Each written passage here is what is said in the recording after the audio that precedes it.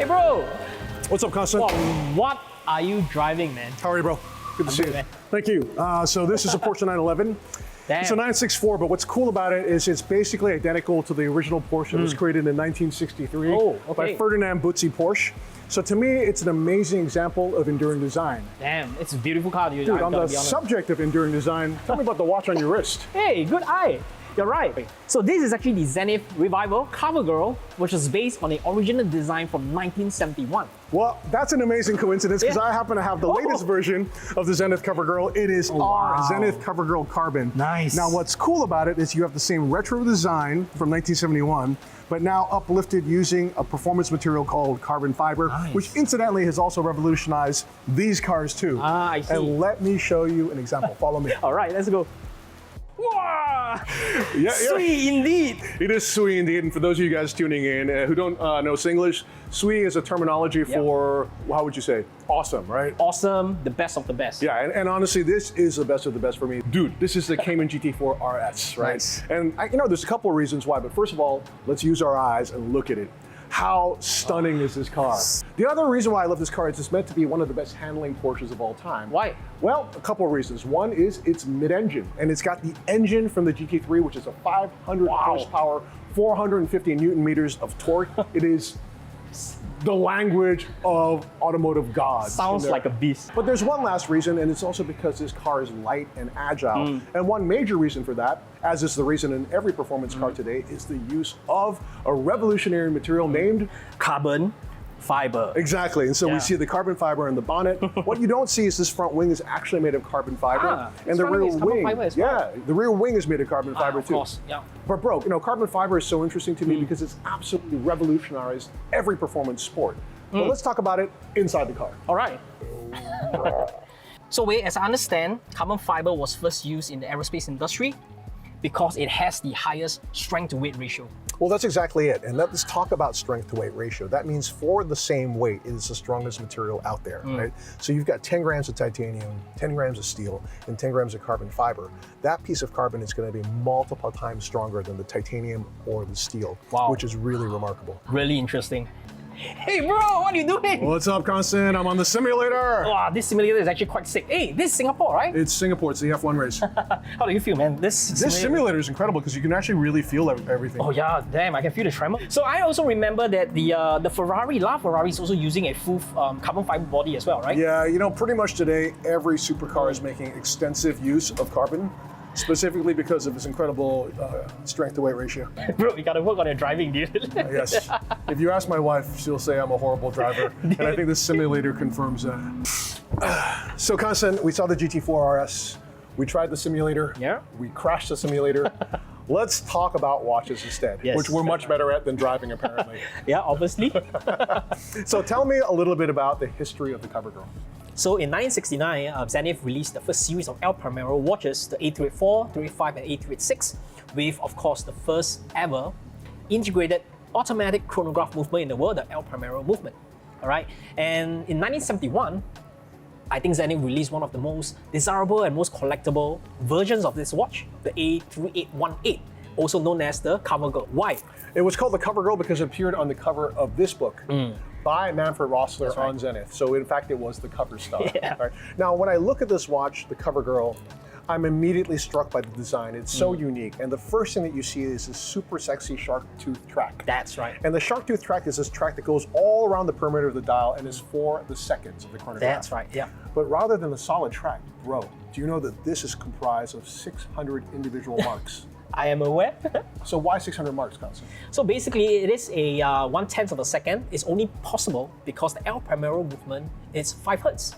36,000 vibration per hour. Or 1/10 of a second. That's right. And that means when you stop the chronograph, it will adopt one of these 600 marks, showing you not just the seconds, but the 1/10 of a second, which is so cool. Yeah. Now, on top of that, the shark's tooth track is really unique in that it combines two famous scales, the pulsometer and the tachymeter. That's right. The pulsometer is something that doctors used to use, and you basically start your chronograph with the first beat of your pulse.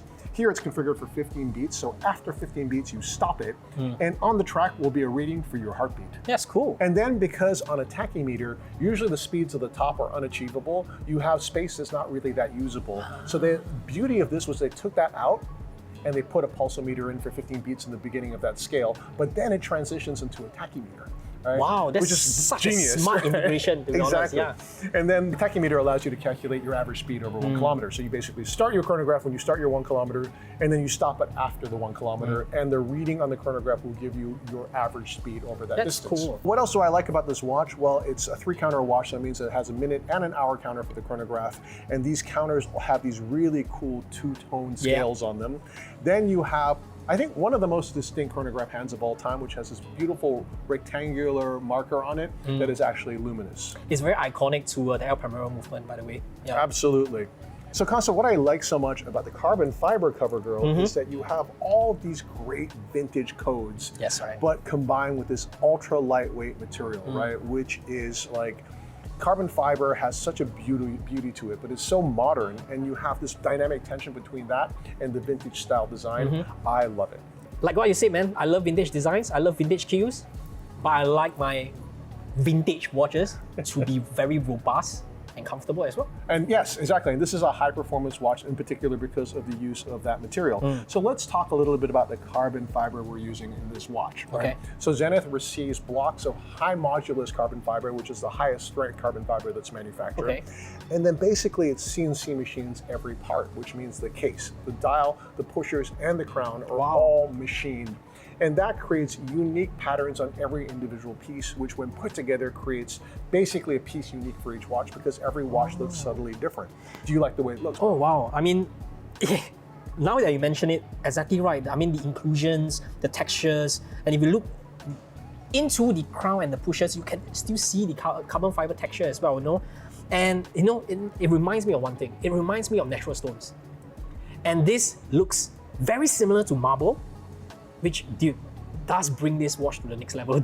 I really, really like this. Totally, man. Looks cool, man. So as I mentioned, every part is made of carbon with the exception of the case back, which is made in grade 5 titanium. So the only parts that are in titanium are the case back and the container ring, which contains probably the world's most famous chronograph movement. So it was created in 1969. I was born in 1969, which means this movement is 55 years old, like me. So we're both old, but we're both hopefully relevant. Okay, I know the movement is definitely relevant, right? And I would say relevant. Even 55 years later, the El Primero is still considered probably the most iconic automatic chronograph movement. It is still, and look, in the modern world, even Zenith is still using El Primero movement, right? That says that is the testament to how good this movement was. So we talked about the vintage design, we talked about the use of carbon fiber, we talked about the incredible movement inside of this watch. Let's talk about the wearability. The first thing I want to talk about, this watch is faithful to the size of the original watch from 1969. It's 37 mm. That's right. And I am of the belief that 37 mm for a sports watch is the perfect size today. It is the perfect size. Tell me why you think it's perfect. I mean, first and foremost, I have a really small wrist. I think that's why it's I feel that 37 mm is a great size because it's so versatile. Men, ladies, everybody can wear it. Even people with bigger wrists, they can also wear a 37 mm watch. Dude, I totally agree. You know, I actually feel that any sports watch you create today that's over 40 mm is a little bit too big. And 37 mm, wearing this, you have perfect visibility of the chronograph. It feels great on the wrist. You know, you've got a presence for sure, but it's effortless to wear. Now, of course, we have to discuss that a huge part of that is, we discussed in the beginning, carbon fiber has the highest strength to weight ratio of any performance material, so it's the lightness of this watch. But let's discover how light it is. So we have here our previous Covergirl Revival in steel. Yes. A watch that we call the Covergirl Airweight in grade 5 titanium. And we've got the new carbon fiber Covergirl. Let's weigh them all and find out what the difference is. Constance, okay. Do the honors. So actually I brought a weighing scale, all right, a digital scale. Okay, so we'll actually measure each and every one of these watches now and show you how light they are. So first up, we're gonna use the first Covergirl Revival that we had in stainless steel. Let's see how much it weighs. So 111 grams, 0.6. Okay, next is the Covergirl Airweight. Yeah, Airweight because we made it in 2022, created out of grade 5 titanium with a full grade 5 titanium ladder bracelet as well. At the time, we were like, wow, it's so light. Let's see what it weighs. Pretty light. But to be fair, it's a big improvement in terms of weight savings over the steel. Now let's weigh the CoverGirl Carbon, and I'm going to take mine off first. So mine is the watch with the carbon Velcro strap. It comes with 2 straps, comes also with a leather strap that has the design cues of the legendary Gay Frères ladder bracelet. That's right. But you also have the version with the carbon fiber ladder bracelet. So I have to just tell everyone we're only going to make 10 of those because the cost of the bracelet is equivalent to the cost of the watch itself. And I totally get it. It's super expensive, but it's really cool. But so the main versions of the watch, the 200 watches that we're making, are going to be made using the Velcro and leather strap. But let's weigh this first. Okay. So now let's see. Oh wow, it's 55 grams. That's amazing, man. Absolutely. Okay, so let's try also the ladder bracelet version because people are going to be like, you're going to compare apples to apples, right? Yeah. Hey, this is a bracelet version of this watch. How much do you think it's going to weigh? I gotta say, I think it's only going to be marginally heavier. I think probably just a couple of grams. Okay, let's see. Dude, 60 grams. 60 grams. That's crazy.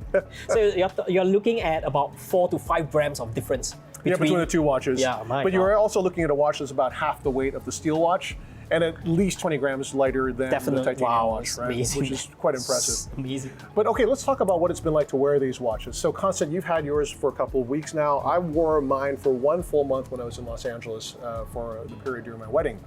And I have to say, this watch is so effortless to wear. One thing I didn't realize is that carbon fiber on the wrist feels incredibly smooth, right? And you know, we've worn steel watches, titanium watches, ceramic watches. Sometimes ceramic watches, I feel they're a little bit sharp, right? Yeah, a little bit too hard, I feel. Exactly. Yeah. But carbon fiber is so effortless to wear because it's so smooth on the wrist, right? You know, the pushers and the crown, which would sometimes like irritate my skin. In this case, nothing, right? Yeah, I agree. On top of that, I have to say I was really impressed by how resistant it was to scratching, right? You know, like Dude, I was super impressed. You know me, like I hate having even the smallest scratch on my watch, and I get stressed out about it a lot. Yeah. Having this watch, and maybe part of it is because of the texture of the watch and that it's matte black, but like I wore it for a month. I didn't baby it at all. There's no visible signs of age on the watch. What do you do, man? You say you didn't baby the watch. So I wore this watch spin class. I wore it hiking in Franklin Canyon in Roy Rogers You really State went Park. all out, dude. Bro, I wore this at this crazy ass boot camp called Poly Solo. I wore it riding my motorcycle. I mean, I just wore it all the time. I didn't even pay attention to it because at some point I even forgot I had it on. It was so comfortable and so light. And I think that's what's so cool about it. Like, you just have such a pleasant experience with the watch when it's so effortless to wear because of its comfort, because of its lightness, because of its durability, that you forget you have it on. And then you look at the watch and you're like, wow, it's so impressive on the wrist. And it has this pedigree of the world's most famous chronograph movement. It's just awesome.